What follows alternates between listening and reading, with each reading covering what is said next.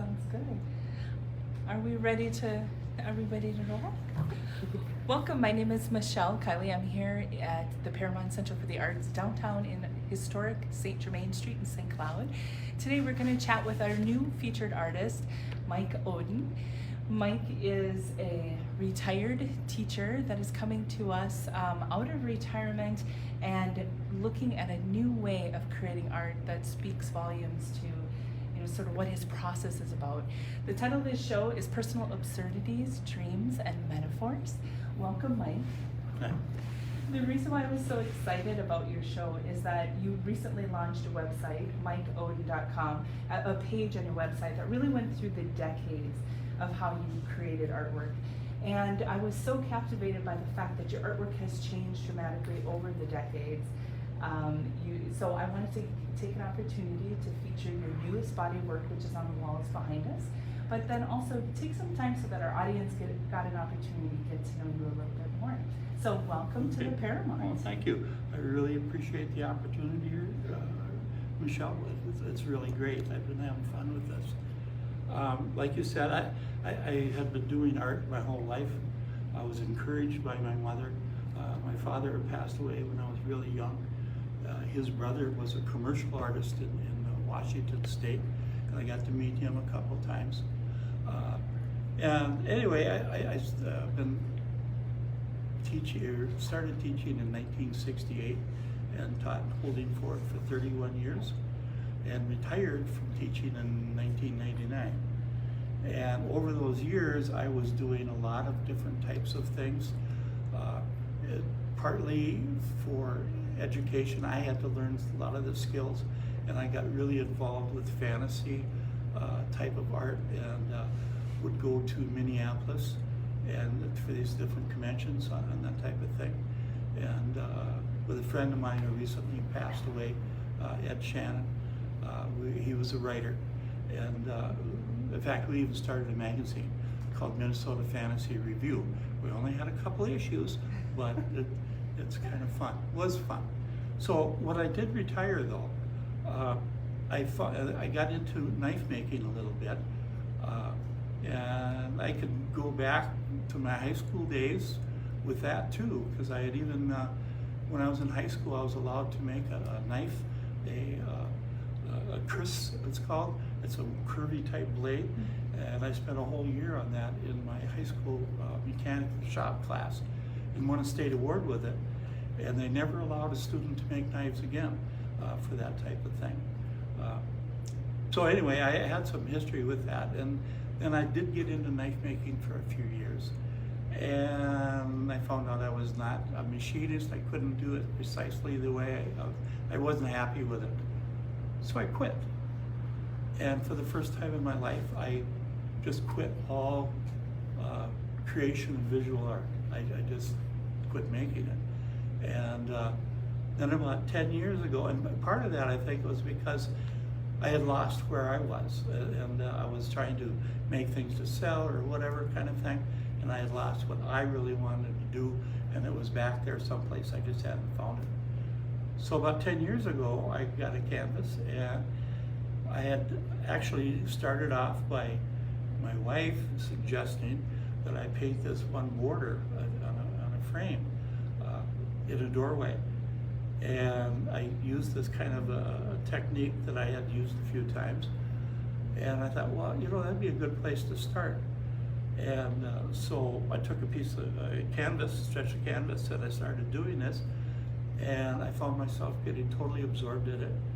And then I had to start thinking about what is it I'm doing, why am I doing it? And I found myself making sure that the things that I was doing were non-objective, that I was just dealing with the space and the shallow space. I find myself, when I look at these, I'm always using hard edges.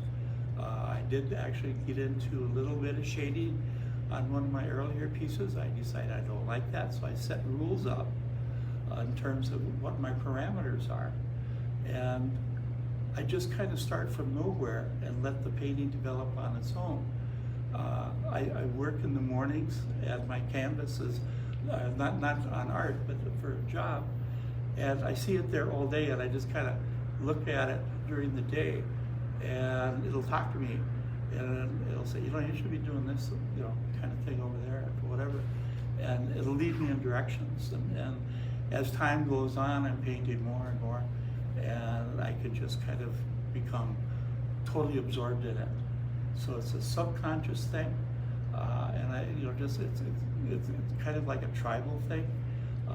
People have referred to some of my stuff as being related to Aboriginal type work, and I don't want to do that. But you know, it's kind of like I'm trying to find my own visual vocabulary of things that I'm thinking about, and some of them do contain objects eventually, you know, and but most of them don't, and I'm quite satisfied with that. Sometimes I come up with titles, sometimes I don't. And like we have a note on there that says there's no definition of what these are. You have to earn your own. And that's because you've got to experience it. If I tell you everything, then why bother to look at it? You know, so I'd like people to explore it for themselves. That's wonderful. On your website, I had noticed, so your artwork can be found at MikeOdden, ODDEN.com. Correct. And you recently put on your website Through the Decades, as we had mentioned a little bit. And what captivated me was, you know, the artwork behind us today is very vibrant. It's very alive. And the other kinds of artwork that you did earlier in your career, you're a multidisciplinary artist, right? So your metal, your sculpture, your acrylics, you do all kinds of mediums, sketching, all that. And so I'll encourage the audience to go check you out on your website, but can you talk about what it feels like to create this art today after a 10-year sabbatical? Sure. One of the things I should mention, when I was in college, acrylics were just had been invented. So as an art student in college, of course, we had to try these out. Sure. You know, didn't know. And one of the biggest arguments that was going on with art shows was, are acrylics paintings or are they watercolors? Because they're water-based. And you different galleries that have different, and as students, of course, we were, you know, radical to the nth degree. Interesting enough, they are still having that debate. Well, I suppose they are. So I guess that's free because there isn't a wrong answer. Well, yeah, you know, and the thing is, it doesn't matter. Sure. You know, it's one of those such minute, picky little deals. I use them. Occasionally, I'll get back into oils. I've actually got 2 painting stations, and one of them I use for oils, and the other one for acrylics. Now, everything you see here is done with acrylics.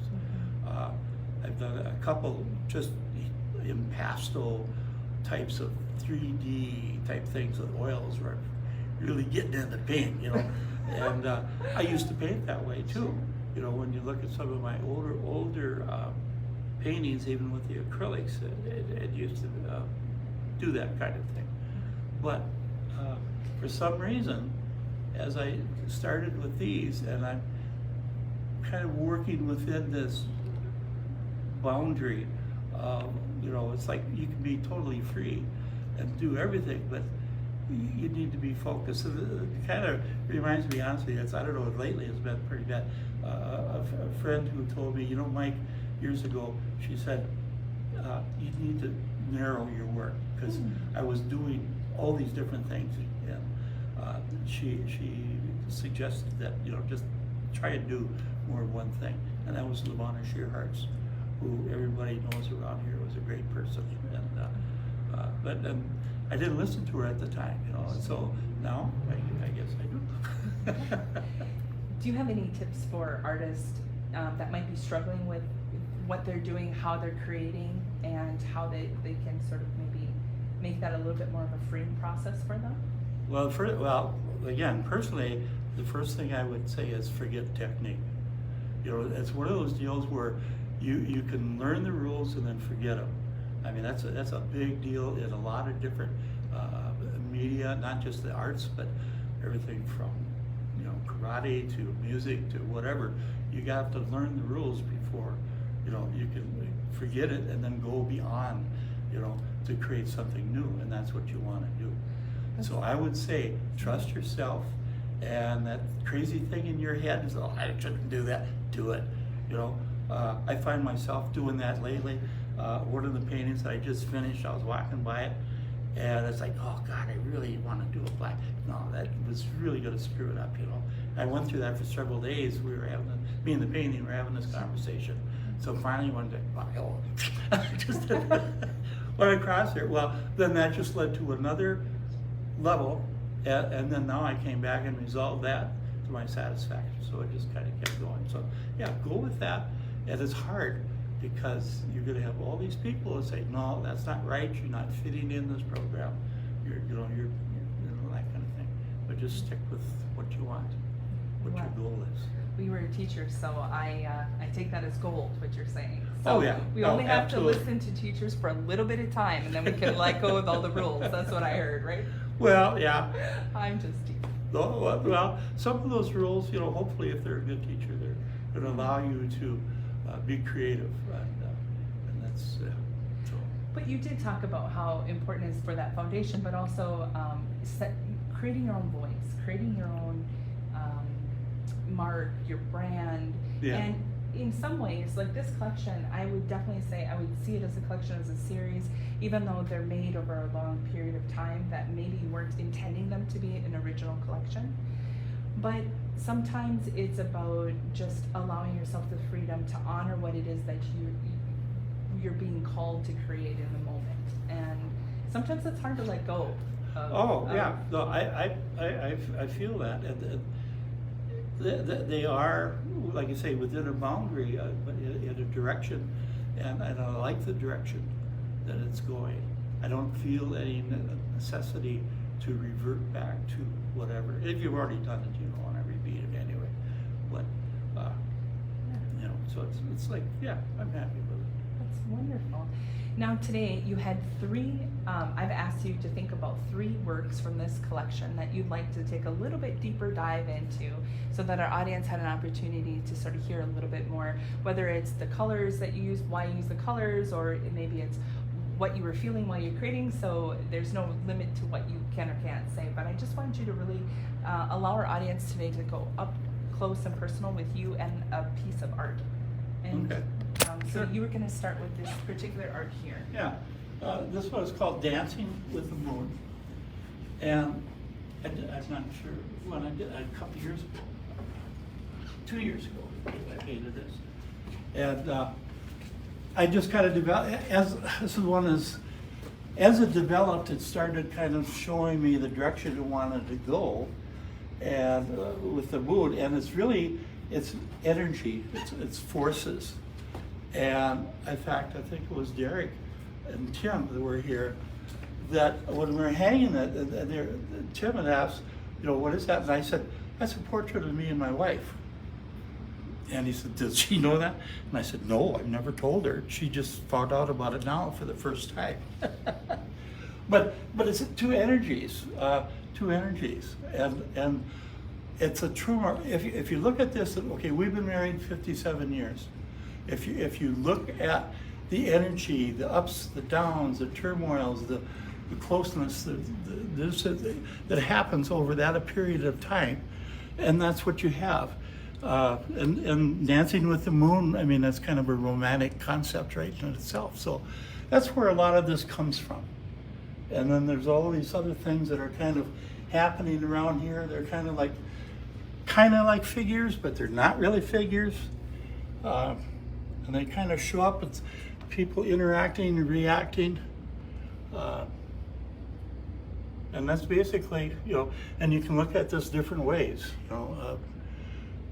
And, you know, by me saying what it is, I've colored it so that no longer, whatever you say or think of, you're going to have something that's going to reflect that. And so it's not pure anymore, which is too bad. That's the way it is. So that's one. This painting here, just real quickly, I did in the 90s. And I just finished a 2022 version that's on my website. And as you can see, it's 3 separate layers of canvas. On the new one, there's only 2. But this is, I was kind of going through a lot of different things, but here I was using soft edge as well as hard edge, doing a lot of different things. This one is called Mental Eclipse. And again, it's interesting. I've had probably more comments on this, especially in terms of the concept of mental eclipse, because either in a positive or a negative way, people have said that it makes them feel like, this is what they feel like when they get migraines. And so I wasn't thinking of that specifically, but again, people are finding their own interpretation of it. And this is again one of those where I had this thought, which I usually have in the mornings, and it's like I want to put this big black circle in there, and it's like, no, it doesn't belong there or whatever. And then I came back and just did it anyway, and I was really happy with the results. I just kind of, it's not overpowering, Excellent. So, okay. And then the third one, I just, down here, it's called political soup. And the way the world is, it's kind of, I find it very apropos. In fact, in here, I started getting into not a hard edge, but kind of a soft edge kind of thing, where I'm playing with layers a little bit, but also I got into a real strong, a lot of times I do this border kind of thing so that they're not windows into something, but they exist for themselves. And you'll see that on a lot of my paintings. And yeah, the world today is political soup. It's up and down and all over. So Mike, do you want to take a little bit of time and talk about how an artist, the process you go through to sort of label and give titles to some of the body of work that they do? And what is your process?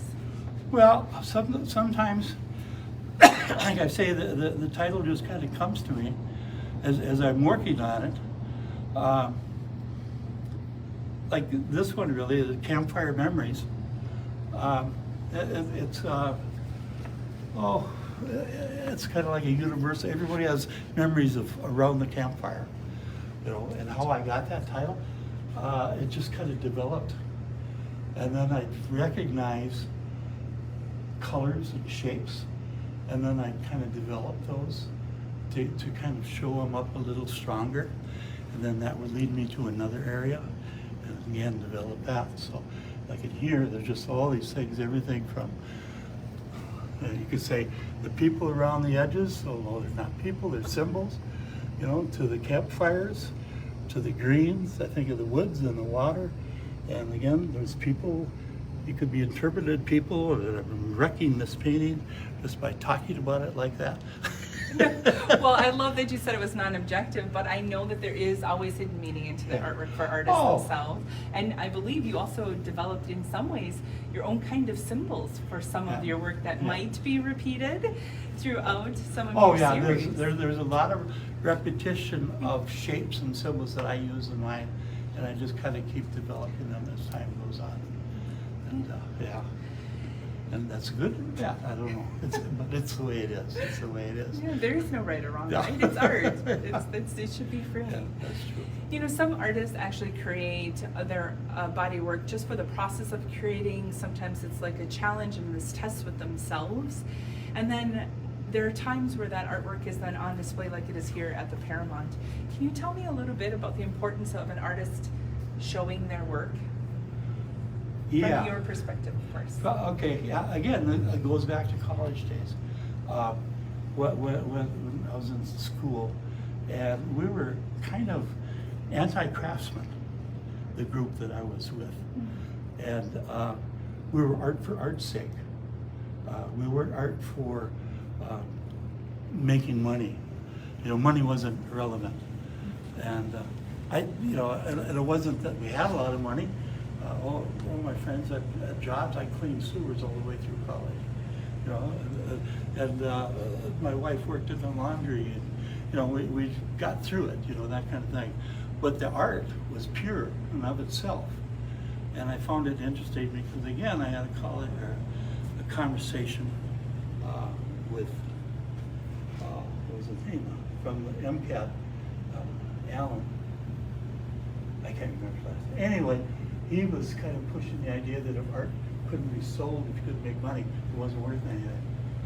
And I totally disagree with that. Sure. Because for me, even now, I love, that the stuff is being shown. And for the last several years, families especially have said, "Oh, you should show that." I wasn't ready,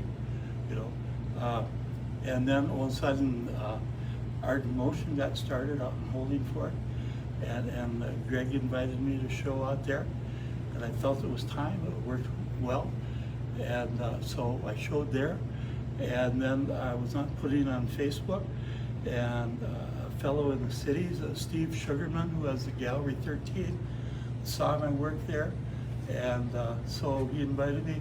I had a show in November and December down in the cities at his gallery, and then you got a hold of me, and here I am. Now, if I don't show for a while, that's fine, but yeah, just showing it. I like to hear people ask me, or see what their reactions are to it.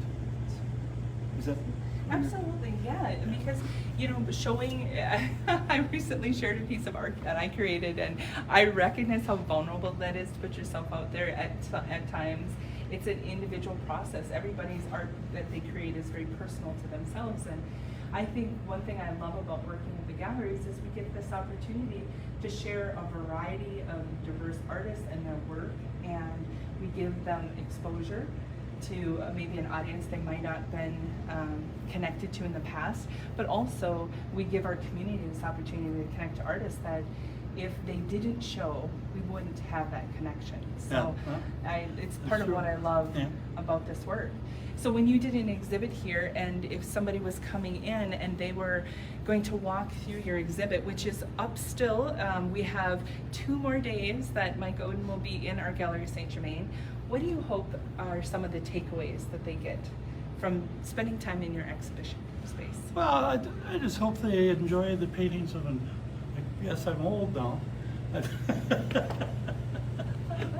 You don't feel old, right? Oh yeah, I feel old, but I feel alive when I'm painting. It really, I really enjoy it. It's actually I work in the morning for this company, Top Rank Marketing down in the cities, and then in the afternoons I paint. And going back to young people, I remember, again, we used to paint on cardboard because it was cheap, and if you wound up doing a painting that you liked, you'd soak the cardboard in water, and the acrylic would just peel off the cardboard, and then you'd put it on canvas. Talk just about glue an it art down. tip. Well, yeah. Well, I mean, back in those days, it's like Sure. canvas was rare. That's one of the things I've gotten into too now. I've always worked with the thin frames, and I've started getting into the thicker, what they call gallery wrap, I believe, frames, and so that's been kind of interesting. There's another circle one up there, Licorice Lollipop Dreams. And again, this guy I call him a guy, I guess. Came out of nowhere, and it's like, but it's like, oh yeah, that's got to be the name. It had to work. Absolutely. Well, thank you so much for taking the time to connect to us at the Paramount, but also to connect to our audience Facebook Live. And we are going to have this obviously recorded and shared later. So if you wanted to rewind and hear any of Mike's lovely tips or learn a little bit more about Mike, again, check him out at mikeodden.com, or you can visit us here at the Paramount. Thank you very much. Thank you very much. Thanks to Paramount and you, Michelle. This has been fun. Yeah, I'm of enjoying course. this a Always lot. nice to see you.